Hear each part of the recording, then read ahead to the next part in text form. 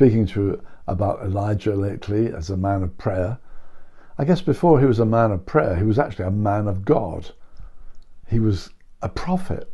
And what's a prophet? Well, actually, it's interesting, isn't it? The last couple of years, I've read the book by Mandela. I've read the book about Abraham Lincoln. I've read a book about Churchill. These three biographies, fascinating. And they're often called prophets. Why are they called prophets?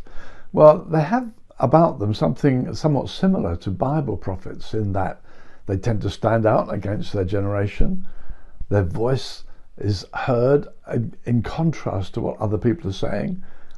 They tend to stand alone and then ultimately vindicated. Yeah, like Bible prophets often. But they are different. I mean, Churchill, for instance, was a historian.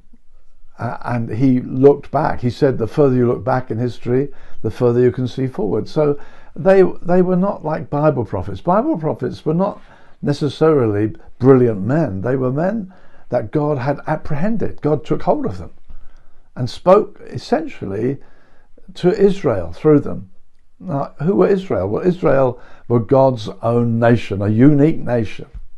God said at the Exodus, out of Egypt, I've called my son. It's like a people born of God. They come through the Red Sea. They come up resurrected. They're a new people. They come to Sinai.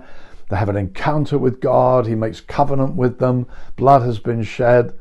And they're unique in the world. They are God's light to the world. God is beginning his purpose of redemption through Israel. They're a special people. And tragically, by the time Elijah has come on the scene, they've drifted far from whom they're meant to be. They're no longer exemplary. They're no longer living in the light of God's holy law. In fact, they are copying the nations around.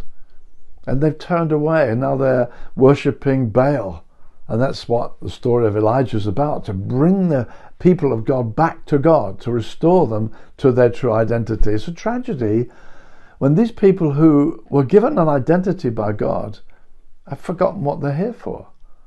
And God's light is going out in the world. And Elijah has this terrific call, come back to God. Now, actually, it's a bit like the human race. The human race itself has forgotten what we're here for. We were made in the image and likeness of God. We're meant to rule on the planet. We lost our way miserably. And the church is meant to be prophetic to the nation, to the world. And say, no, come back to God.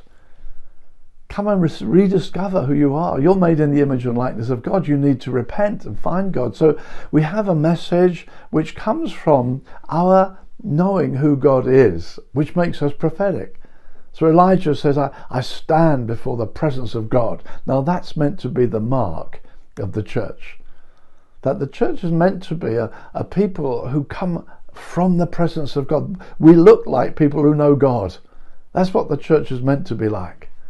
And in fact, Elijah stood in stark contrast to his contemporaries. And the church should be like that. Often we've tried in these recent days to try and look as much as we can like the world in order to win a hearing. Elijah was very different to that.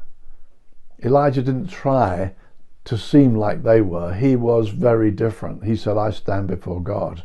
And he expected God to vindicate his message. It's God who's going to answer prayer. God is going to send fire from heaven. So the whole vindication wasn't let's be as near as we can to the world to be heard.